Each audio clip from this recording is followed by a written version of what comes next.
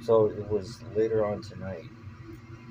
It would be it would have been Mountain Standard Time, late tonight or early tomorrow morning. That back in November 5th, 6th of 2001, the Apache County Sheriff decided to do a raid on William Cooper's house in Eager, Arizona. They disguised themselves as high schoolers in a truck with a loud stereo, drawing Cooper out. And this would happen frequently. High schoolers would go up to the hill there and listen to loud music and litter and stuff like that. But when Cooper figured out what was going on, he already knew. They, because you can look this up in the archives, they actually said he was not to be allowed let back in that house alive. It was premeditated murder.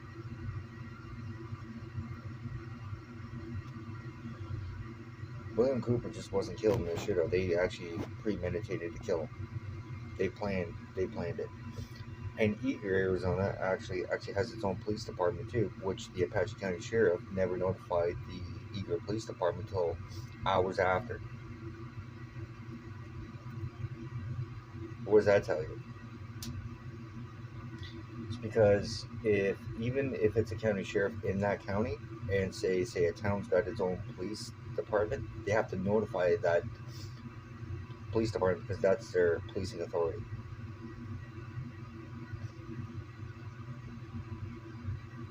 William Cooper's last broadcast would have been the 5th of November 2001.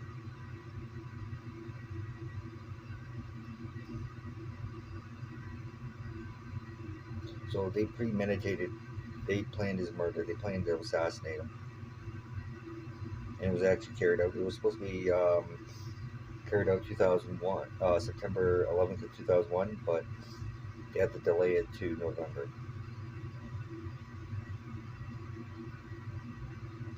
And I got the honor of actually going to his grave last October, and his grave and where he's buried is Springerville, Arizona, which is just the next town over. It's in the Round Valley in Arizona. Springerville is another town in itself. It's just, it's right beside Eager, Arizona. It's not that far away.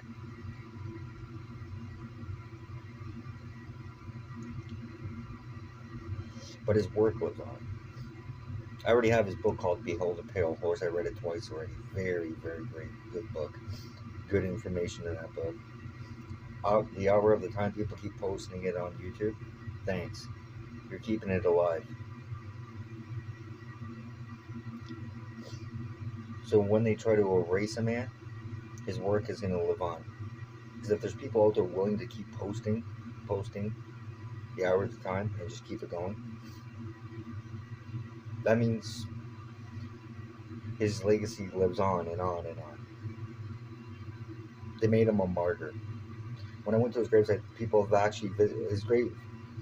His grave is actually site is actually changed. They actually elevated the headstone up a bit, and it's nicely surrounded by concrete stone, like concrete brick. Nice. It just looks really nice. And then people put stuff onto his grave. I did too. I put two crosses on his grave. But people still make their way out there, put flags, coins, little toys, just stuff like that. That was my pilgrimage into the United States. That's all I wanted.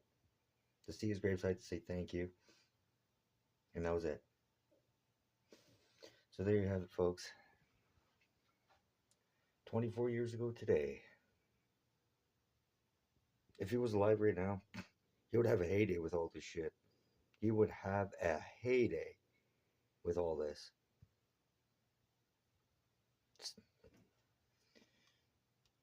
But he's a martyr, so it's unfortunate they got to him, but I just wish he was still around to report on this because this this would have been like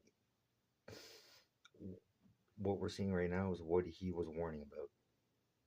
Exactly years in advance. He's gonna be the one that says, "I told you so." He's gonna have to hate to say that, but he told you so. He told us so. So, rest in peace, Milton William Cooper. Your work still lives on.